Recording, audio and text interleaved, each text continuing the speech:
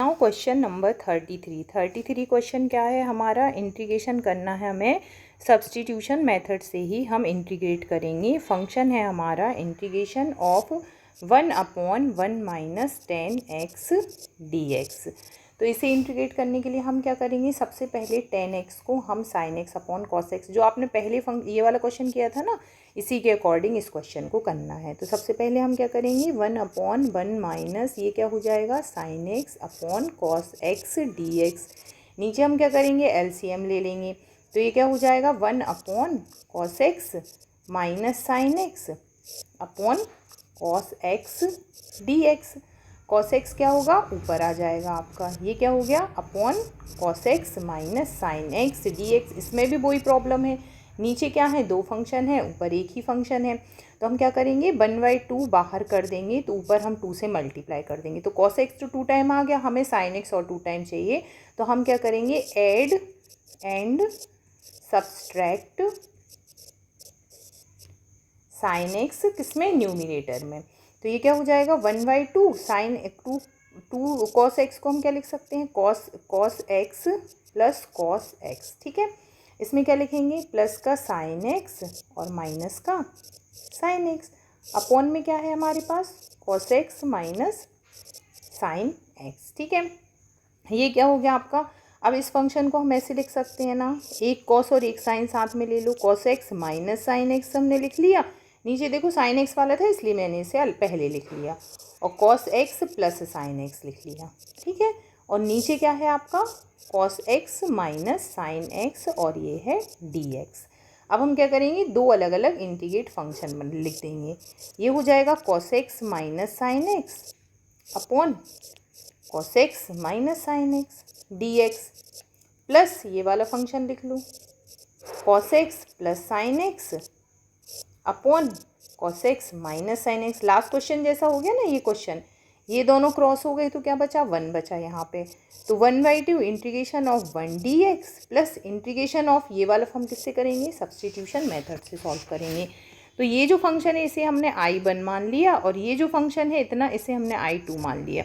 अब I1 को हम सॉल्व कर लेते हैं। तो ये क्या हो जाएगा, 1/2, 1 का इंटीग्रेशन होगा x प्लस C1 लिख लेंगे हम, दोनों में आएगा। ठीक है, C, ये हमारा इसका इंटीग्रेशन हो गया। अब हम क्या करेंगे, I2 का इंटीग्रेशन करेंगे। I2 मतलब जो सेकंड फंक्शन है हमारे पास क्या है, cos x plus sin x upon cos x minus sin x dx। हम क्या करेंगे, नीचे वाले फंक्शन को t ले लेंगे। So cos x minus sin x is equal to, हमने t पुट करेंगे। ठीक है, तो अब हम क्या करेंगे, डिफ्रेंशिएट बोथ साइड, दोनों साइड को हमें क्या करना है, डिफ्रेंशिएट करना है। cos x का क्या हो जाएगा, minus sin x, minus sin x का क्या हो जाएगा, cos x is equal dx is equal to dt। तो ये क्या, हमें क्या चाहिए, प्लस में चाहिए cos x plus sin x। अगर हमने माइनस कॉमन ले लिया तो ये क्या हो गया, sin x plus cos x dx is equal to dt। So इसे हम आगे पीछे लिख सकते हैं ना, तो cos x plus sin x, ये अगर मैंने माइनस कुछ तरफ ले गई तो dx is equal to minus dt। So इतने के प्लेस पे हम क्या पुट करेंगे, dx माइनस dt। तो ये हो जाएगा I2 का इंटीग्रेशन ऑफ माइनस dt मतलब -1 dt अपॉन t।